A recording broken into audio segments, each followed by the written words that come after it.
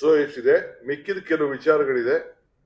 ಆಮೇಲೆ ನಾನು ಮುಂದಕ್ಕೆ ಈ ವಿಚಾರ, ಯಾಕಂದ್ರೆ ಇವತ್ತು ಮೇಜರ್ ಡಿಸಿಷನ್ಸ್ ಆನ್ ಹೊಸ 5 ಕಾರ್ಪೊರೇಷನ್ ನೋಟಿಫಿಕೇಶನ್, ವಾರ್ಡ್ ನೋಟಿಫಿಕೇಶನ್ ಮತ್ತು ಖಾತಾದು,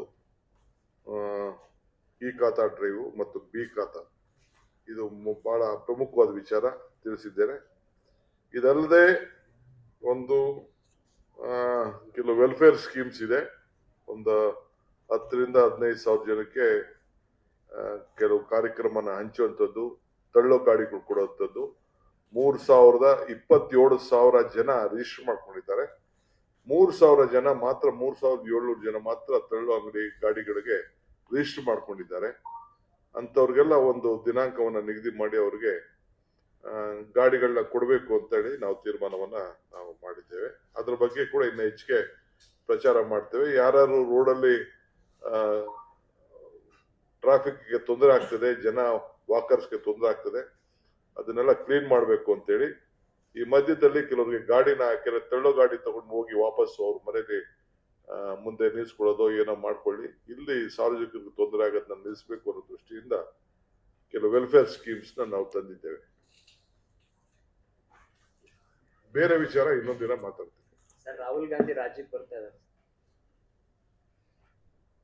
ಯಾರು ಹೇಳಿದ್ ನಿಮಗೆ?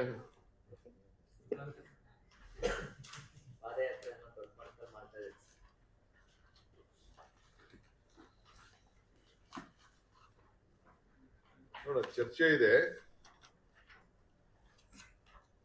ಇನ್ನು ನಾನು ಹೇಳುದು 4ನೇ ತಾರೀಕು ಬರಬೇಕು ಅನ್ನೋದು ಒಂದು ಮಾಹಿತಿ ಇದೆ. ನಾನು ಆಫೀಸರ್ಸ್ ಅಂತೆಲ್ಲ ಮಾತಾಡಿದ್ದೀನಿ. ಇನ್ನ ಚೀಫ್ ಮಿನಿಸ್ಟರ್ ಹತ್ರ ಮಾತಾಡಿಲ್ಲ ನಾನು. ಈಗ ಹೋಗಿ CM ಹತ್ರ ಮಾತಾಡ್ತೀನಿ. ಮಾತಾಡಾದ್ಮೇಲೆ ನಿಮ್ಗೆ ತಿಳಿಸ್ತೀನಿ. ಸರ್, ದರ್ಶನ್ ಮತ್ತೆ ರಮೇಶ್ ದೂರು ಮತ್ತೆ ಪ್ರತಿ ದೂರು ದಾಖಲಾಗಿದೆ ಸರ್. ಮಹಿಳೆಯರಿಗೆ ಕೆಟ್ಟದಾಗಿ ಕಮೆಂಟ್ ಮಾಡೋದು, ಸೋಷಿಯಲ್ ಮೀಡಿಯಾದಲ್ಲಿ ಅವಾಚ್ಯ ಶಬ್ದ ಪ್ರಯೋಗ ಮಾಡೋದು, ಇವೆಲ್ಲ ಆಗ್ತಾ ಇದೆ. ನಿಮ್ಮ ಅಭಿಪ್ರಾಯ? ಶಿವರಾಜ್ ಕುಮಾರ್ ಸಹ ರಮ್ಯಾ ಪರವಾಗಿ ಮಾತಾಡಿದ್ದಾರೆ. ಮಹಿಳಾ ಕಾಂಗ್ರೆಸ್ ಅವರು ಕೂಡ ಬೆಂಬಲ ಕೊಟ್ಟಿದ್ದಾರೆ ಸರ್. ಬೆಂಬಲ ಕೊಟ್ಟಿದ್ದಾರೆ. ಪಾರ್ಟಿಯವರು ಯಾರು ಬೆಂಬಲ ಕೊಡ್ತಾರೆ, ನಾವೆಲ್ಲರಿಗೂ ಬೆಂಬಲ ಕೊಡ್ತಾ ಇರ್ತೀವಿ. ನಮ್ಮ ಹೋಮ್ ಮಿನಿಸ್ಟರ್ ಕೇಳಿ, ಹೋಮ್ ಮಿನಿಸ್ಟರ್ ನಿಮ್ಗೆಲ್ಲ